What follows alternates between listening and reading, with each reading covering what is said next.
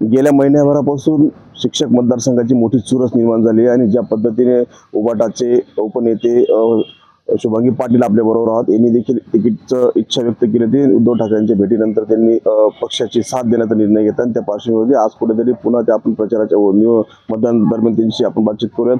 ताई, कुठेतरी मोठ्या प्रमाणावरती मतदानामध्ये चुरस निर्माण झाली, अशी चुरस ह्या आजपर्यंत या मतदारसंघामध्ये किंवा या निवडणुकीमध्ये कधी आढळली नव्हती, काय सांगत याच्यावर? अनेक उमेदवार आहेत, नक्कीच प्रत्येक व्यक्ती माझ्याकडे एवढं मतदान, माझ्याकडे इतकी वोट बँक, प्रत्येक संस्था चालक आहेत म्हणून ही चुरस पाहायला मिळते आहे।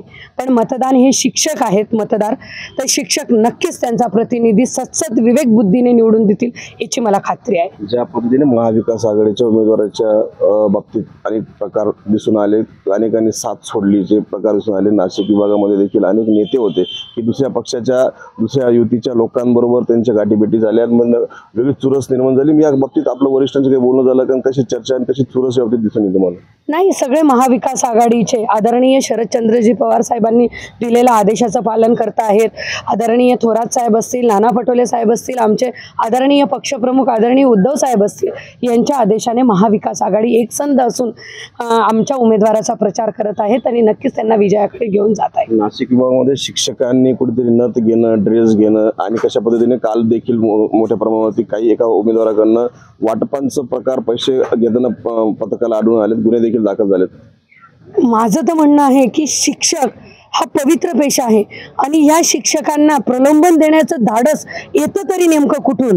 म्हणजे आपण बघितलं की मला तुमच्या माध्यमाने आमच्या अनेक कारणावर आलं, माझ्यापर्यंत मागण्याची हिंमत आणि माझ्या कॉलनीपर्यंत, आणि मी मतदार असताना तेवढी हिंमत माझ्यापर्यंत झाली नाही। पण हे शिक्षक हा पवित्र मानला जातो। आपण पूर्वीचा काळ बघितला की गावातला असेल शिक्षक गुरुजी म्हणून ओळखलं जायचं।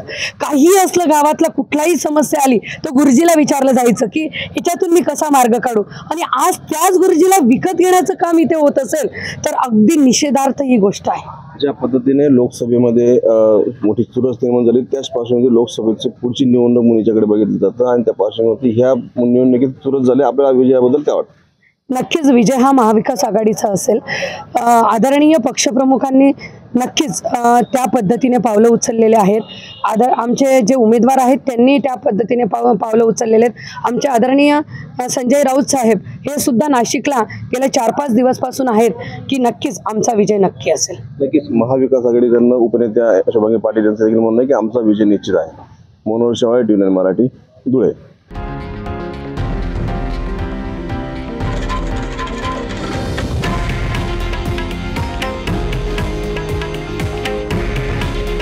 हे आहे देशातील नंबर 1 न्यूज नेटवर्क आणि आपण पाहत आहात TV9 मराठी।